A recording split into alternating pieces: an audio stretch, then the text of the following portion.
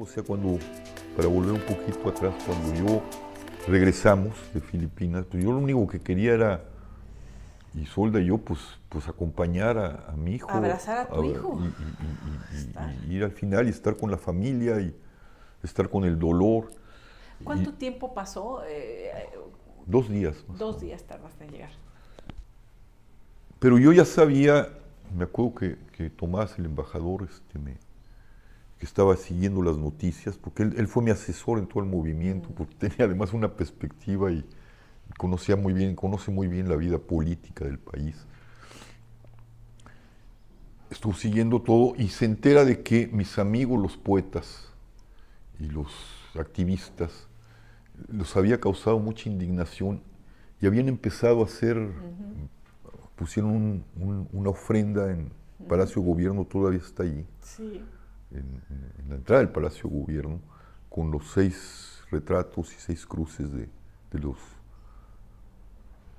7 de los que murieron junto con mi hijo, los muchachos y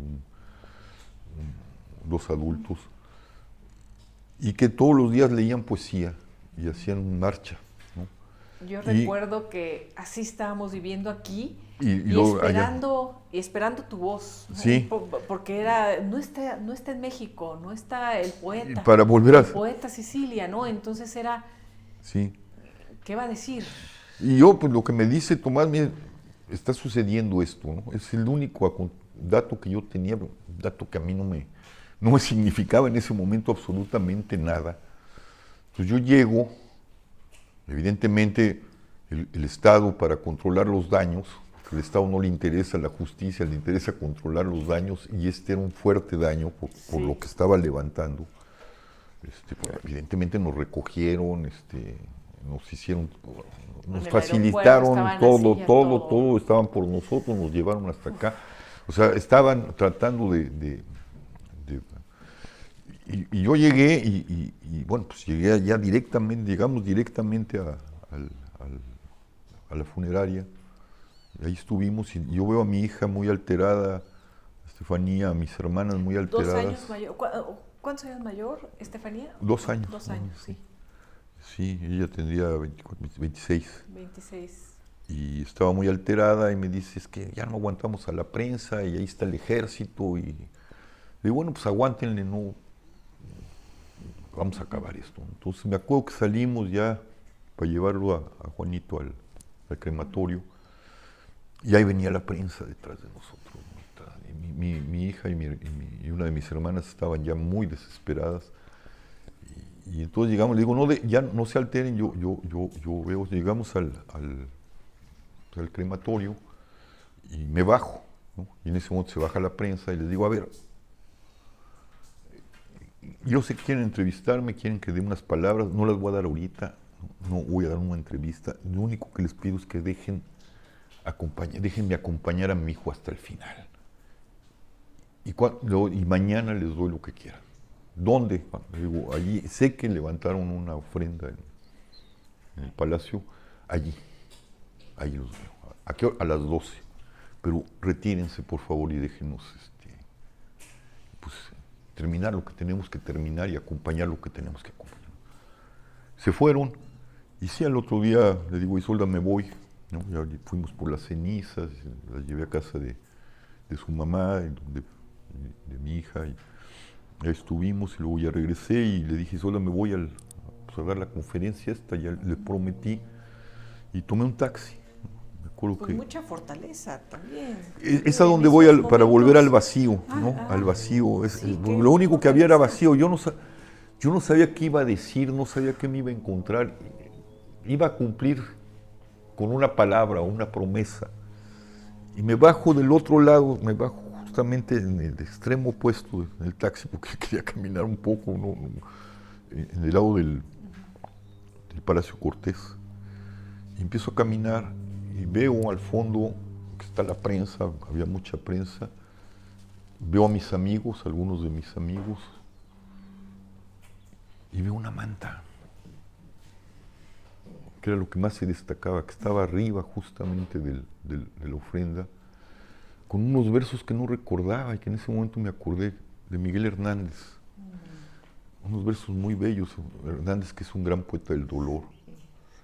Sí. Y dice este verso, dice, tanto amor y no poder nada contra la muerte. Y eso y yo llegué, no sabía qué iba a decir, ¿no? Veo a mis amigos, nos saludamos, lloramos, ellos ya habían puesto una mesa allí para la conferencia de prensa, una cantidad de prensa que en mi vida había visto, ¿no? Y realmente no sabía qué iba a decir. Pero esa es la idea del vacío, ¿no? Aquí entran elementos que solo pueden ser, creo, desde mi punto de vista, interpretados desde una óptica místico, espiritual, teológica. No había nada allí. Y de repente salió algo. Tiene que ver con todo lo que tú dijiste, con toda una estructura, un pasado, cosas que se tomaron en serio, formaciones que se tomaron en serio. Sí. Y de ese vacío, de esa oscuridad, nace una palabra y una frase que retoma justamente el proceso, una frase que solo los mexicanos entendemos: estamos hasta la madre. Y de ahí todo un discurso y la articulación de lo que ya estaba ahí en germen. Ahí nace el movimiento. ¿De dónde nace? Pues sí, evidentemente de la indignación de mis amigos y de mucha gente, los periodistas, poetas, activistas, defensores de derechos humanos. Pero lo que lo cohesiona es una palabra nacida del vacío, de la devastación. Sí. Una palabra que está más allá de todo lo que uno ha sabido y de lo que uno se ha construido. No había nada allí más que esta pobre cosa que es una víctima, ¿no? Sí. Y emana un consuelo de allí. O sea, yo recuerdo, pues la gente, las víctimas se encontraban una voz en mí, digo, y en el movimiento, pero la voz era la mía, ¿no? O sea, el tipo que estaba frente a las cámaras y frente a... Pues era yo detrás la voz de toda esa gente. Y tenías que ser fuerte, tenías que ser y acoger y decir cosas de reposo. Cuando tú estabas en la misma condición que el otro o que la otra, en un estado de vacío, pero pasaba por ese vacío algo que consolaba.